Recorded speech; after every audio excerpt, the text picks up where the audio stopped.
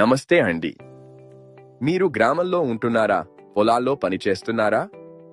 పిల్లలు గడ్డిపైన ఆడుకుంటున్నారా? అయితే ఈ వీడియో మీకోసమే.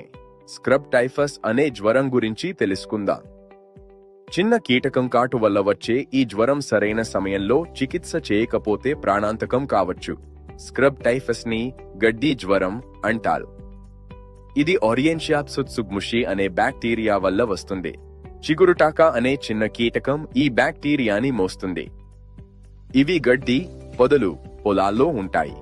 ఈ కీటకం మన చర్మాన్ని కొరికినప్పుడు బ్యాక్టీరియా రక్తంలోకి చేరుతుంది. కాటు వేసిన 3 నుంచి 10 రోజుల్లో లక్షణాలు కనిపిస్తాయి. కాటు ఉన్న చోట నల్లటి మచ్చ, ఇది ముఖ్య గుర్తు. అధిక జ్వరం, తలనొప్పి, కండరాల నొప్పి, ఒళ్ళు మీద ఎర్రటి దద్దుర్లు కనిపిస్తాయి. తీవ్రమైతే న్యూమోనియా, మెదడు వాపు, కిడ్నీ ఫెయిల్యూర్ కూడా రావచ్చు.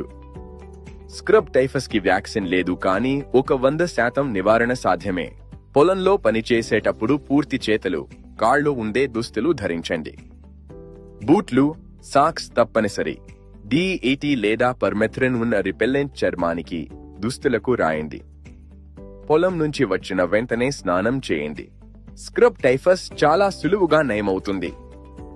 డాక్సీసైక్లిన్ లేదా అజిత్రోమైసిన్ మందులు 7 నుంచి 10 రోజులు వాడితే పూర్తిగా నయమవుతారు. కానీ ఆలస్యం చేస్తే ప్రమాదం. నల్లటి మచ్చ జ్వరం కనిపిస్తే వెంటనే డాక్టర్ దగ్గరకు వెళ్ళండి. ఈ వీడియోని మీ గ్రామంలోని ప్రతి ఒక్కరికి షేర్ చేయండి. మీ షేర్ వల్ల ఒక్కరి ప్రాణం కాపాడొచ్చు. మీ కుటుంబం సురక్షితంగా ఉండాలి.